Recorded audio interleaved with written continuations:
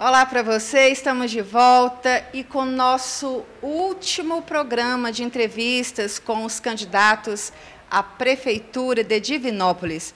A escolha foi por ordem alfabética e o último é o Will Bueno. Will Bueno, obrigada por ter aceitado nosso convite mais uma vez. Prazer é todo meu, uma honra estar aqui com vocês. Will, a gente sempre começa falando dos planos de governo dos candidatos. No seu plano de governo, você propõe criar um ambiente propício no empreendedorismo e atração de recursos privados. Como Perfeito. fazer isso?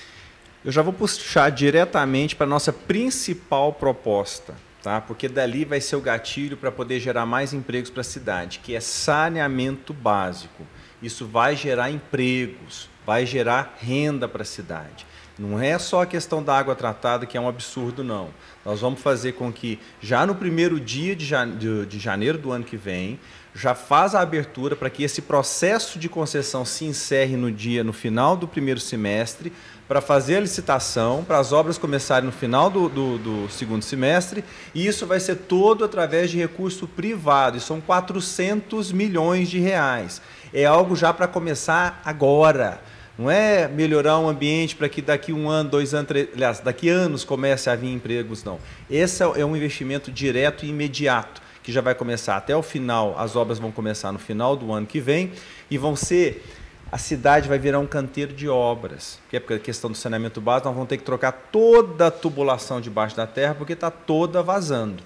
Tá? Então aí já vai ser um gatilho já para começar a gerar empregos, vai ali depois ter o valorização imobiliária, que vai ser o gatilho para a atividade de construção civil, e ali vai ser a abertura de Divinópolis para uma nova fase de desenvolvimento. Isso você fala já para 2021, mesmo havendo previsões nada favoráveis por causa da pandemia em 2020 na economia? Sim, justamente pelo fato de todas as demais áreas estar indo de mal a pior, esta é a menina dos olhos dos investimentos no Brasil, que é o do saneamento básico. Nos últimos anos, na infraestrutura, tem sido o setor elétrico.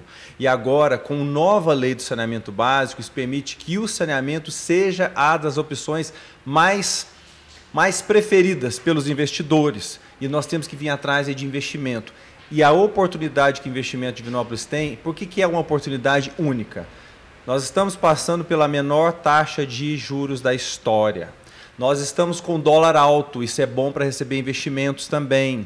E outra coisa, a cidade de Divinópolis ela é separada das demais. O saneamento básico, por exemplo, para poder fazer o saneamento na região metropolitana de Belo Horizonte, vai ter que fazer acordo com tudo quanto é prefeitura. Aqui não, é só a cidade de Divinópolis. Então a gente está tendo esse projeto pronto do primeiro semestre, que essa é a tarefa mais árdua, é o projeto, que dinheiro não falta. O que falta é o projeto que dê credibilidade, que é a minha área de expertise. Nos últimos anos, o próprio governo federal teve dificuldade de criar projetos que atraem investimento. Mas nós fizemos uma revolução nos últimos 3 anos, quando eu participei da presidência da República, junto com o programa de trazer investimentos para a infraestrutura. Fizemos concessões de aeroportos, rodovias, que foi um fenômeno. E agora é a vez do saneamento, é isso que eu quero trazer para a cidade. Mas respondendo mais amplamente a questão de melhorar o ambiente de negócios, isso vai além das questões apenas de aquele beabá que todo candidato vem falando aí, que nós temos que desburocratizar, tem que digitalizar o processo, tem que otimizar o procedimento para poder relacionar melhor com as empresas, mas o mais importante, gente, aqui nós temos um cartório de registro de imóveis. Eu falo para todo mundo, a cidade de Divinópolis está sendo coordenada por um grupinho de coronéis, gente. Por que não tem outro cartório de registro de imóveis? Nós temos aqui, por exemplo, uma empresa de transporte público que está sendo protegida por um grupo também, não abre espaço para outras. Nós temos aqui um aeroporto que está gastando 2 milhões de reais por ano dos cofres da prefeitura, tirando dinheiro de quem precisa do remédio da farmacinha, tirando dinheiro ali da escola para atender meia dúzia de coronéis que querem chegar de avião direto em Divinópolis. Nós precisamos ter uma visão mais inovadora para a cidade, abrir ela para empreendedorismo, para chegar a novas empresas, para chegar a novos cartórios, romper esses grupos que monopolizam o desenvolvimento da cidade. Eu chego a falar sinceramente, chego a escravizar a população de Divinópolis. Você fala de serviços prestados, Will, no seu plano também tem ele prevê, né, a melhoria dos serviços prestados pela Prefeitura, Perfeito. reduzindo prazos, informatizando. Perfeito. Como fazer? Isso. Primeiro passo, o que eu estou falando aqui para vocês, não é algo simplesmente de uma ideia. É uma proposta que eu já fiz parte dela quando eu estive na Secretaria do Patrimônio da União. Primeiro passo, você tem que digitalizar tudo o que acontece, todos os pedidos e entradas e análises devem ser digitalizadas, porque você tem que saber onde começa e onde termina cada processo. Digitalizou o procedimento, você vai mapear onde e quais são as atividades, onde que envolve cada uma das pessoas, para poder avaliar onde é que está parando, onde é que está travando, e conversar com as entidades. A gente também tem que conversar com as entidades do CREA, por exemplo, quais são os requisitos mínimos para poder dar uma garantia para uma liberação de um alvará para construção, por exemplo. Mas a gente também tem que ir além, tem que conversar com o Ministério Público. Muito servidor público tem medo de ficar simplesmente autorizando sem olhar detalhes que às vezes são desnecessários. Tem que ter uma conversa com o Ministério Público antes de falar, Ministério Público, vamos ver aqui qual que é o mínimo necessário, a gente não precisa fiscalizar cada detalhe, vamos transferir um pouco da responsabilidade para o próprio empreendedor, para os próprios empresários, para poder facilitar, agilizar a nossa atividade aqui na Prefeitura. Então, tudo uma questão de diálogo, saber envolver os órgãos e as entidades nesse processo também. Isso seria uma gestão pública, profissional e eficiente? Com certeza. Isso eu tive a oportunidade, todos os meus 12 anos de trabalho como gestor público no governo federal, pelo meu currículo, pela minha experiência, eu sempre fui convidado para fazer parte do que há de mais inovador dentro da gestão pública. No processo de digitalização da Secretaria do Patrimônio da União, que nós tivemos que digitalizar todo o território da União para saber o que é da União, o que não é. Isso é um grande problema aqui em Divinópolis. Às vezes você começa a ver que está havendo invasão de terrenos que você não sabe se é área urbana, se é área rural, você não sabe, tem uma insegurança jurídica em torno disso. Então nós temos que deixar isso tudo bem claro, o que é urbano, o que é rural, tem que estar bem claro, definido no mapeamento na cidade. A questão de se relacionar com o setor privado. Nós precisamos de um canal único, aberto, na Prefeitura, onde os projetos são propostos, onde as melhorias são propostas, e a gente ouve e trabalha em conjunto, e não só com o empresariado, trabalhar com as entidades, gente, os órgãos ambientais, os órgãos de controle. Todo projeto que vai implementar na cidade tem que envolver todo mundo desde o início, porque depois chega lá na frente, o Ministério Público vai travar alguma coisa, ou o órgão ambiental, tem que ter um envolvimento desde o início. Essa foi uma experiência do qual fez parte no governo federal, isso foi um aprendizado recente do governo federal. É isso que eu estou tentando trazer para a minha cidade. Tem uma área nas gestões, Will, que é um calo no pé, né? Principalmente dos prefeitos, também vai para governadores, presidente, que é a área da saúde. Perfeito. A gente vive uma situação complicada, né? Devido à pandemia do novo coronavírus, muita gente desistiu dos planos de saúde, há previsão de que outras também, né, acabem com o seu plano de saúde, e que isso reflita de forma mais grave na saúde pública em 2021. Perfeito. E a gente sabe que a nossa estrutura aqui não está preparada para isso. O que fazer para atender essa demanda? Gisele, o mais importante sobre a questão da saúde é um indicador que me assusta quando a gente vai nos hospitais. É ver a quantidade de pessoas que chegam no hospital pronto para um atendimento intensivo, para amputar uma perna, para poder infartando, sendo que ela poderia ter sido atendida no posto de saúde. Esse dado chega a 80%. 80% das pessoas que chegam na unidade de hospital, gente, elas poderiam ter sido tratadas no posto de saúde. Então, a gente tem que ampliar ao máximo, fazer com que o posto de saúde chegue o mais próximo possível da população.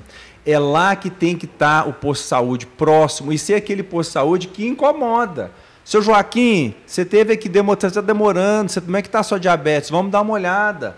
Né? Liga na família, vai lá atrás. Esse trabalho, gente, é um custo que me passaram de R$3.000 para você monitorar uma pessoa carente que tem diabetes.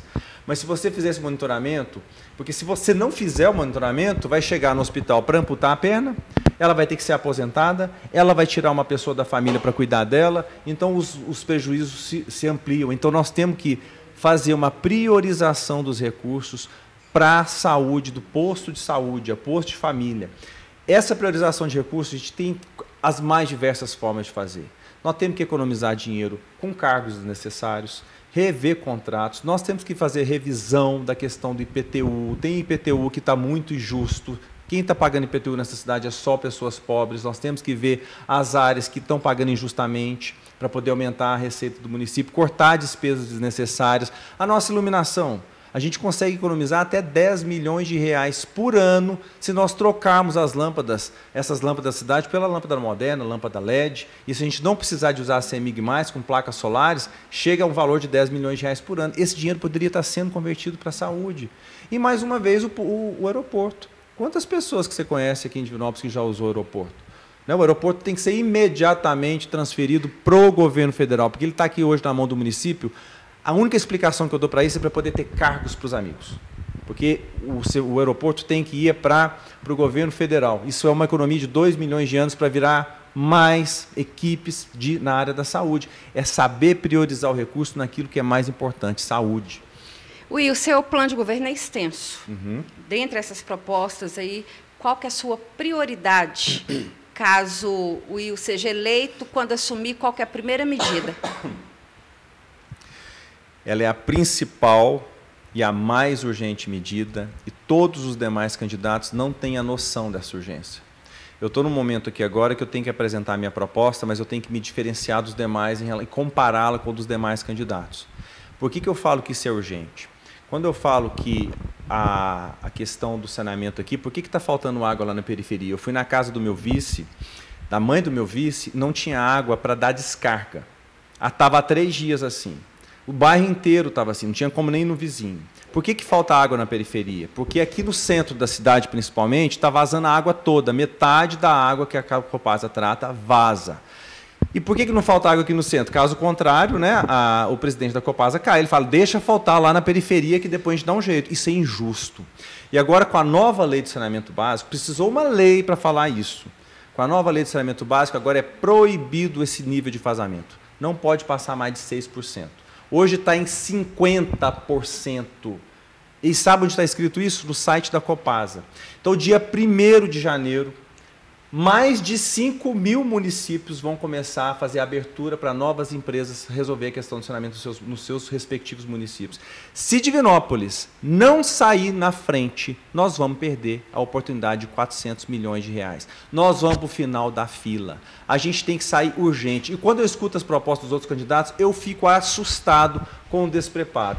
Candidatos falando que vai exigir a Copasa a cumprir o contrato.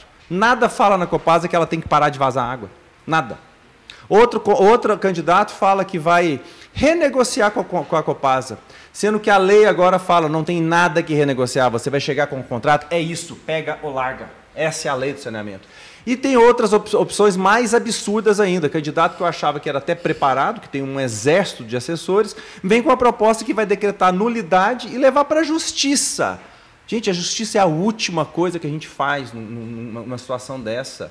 A justiça, eu já estou dando o resultado para você da justiça. A justiça vai no final falar, você vai cumprir o contrato e vai ressarcir todos os prejuízos que você causou com a Copasa, vai dar o maior prejuízo para a prefeitura. O certo é a nossa proposta, dia 1º de janeiro, nós vamos fazer a abertura para o chamamento para a nova empresa. Durante os primeiros 6 meses é a construção do projeto e, ao final desses 6 meses, a empresa que ia apresentar desconto na tarifa, troca de toda a tubulação que está vazando, atender o município inteiro, inclusive as áreas rurais, contemplando água tratada, distribuição e tratamento do esgoto, e mostrar que tem um empréstimo já aprovado por um banco de 400 milhões de reais. Comprovado isso, pega e vamos virar essa página do saneamento básico aqui em Divinópolis. Ok, muito obrigada mais uma vez. Muito obrigado, Gisele. Prazer tudo meu. Uma honra estar aqui com vocês. E muito obrigada também a você de casa, que nos prestigiou durante 9 dias, ouvindo os candidatos à Prefeitura de Divinópolis. Foi muito bom poder levar para você cada proposta nos planos de governo dos 9 candidatos. A gente não para por aqui, nos encontramos no debate envolvendo também os 9 candidatos à Prefeitura. Eu te espero e até lá.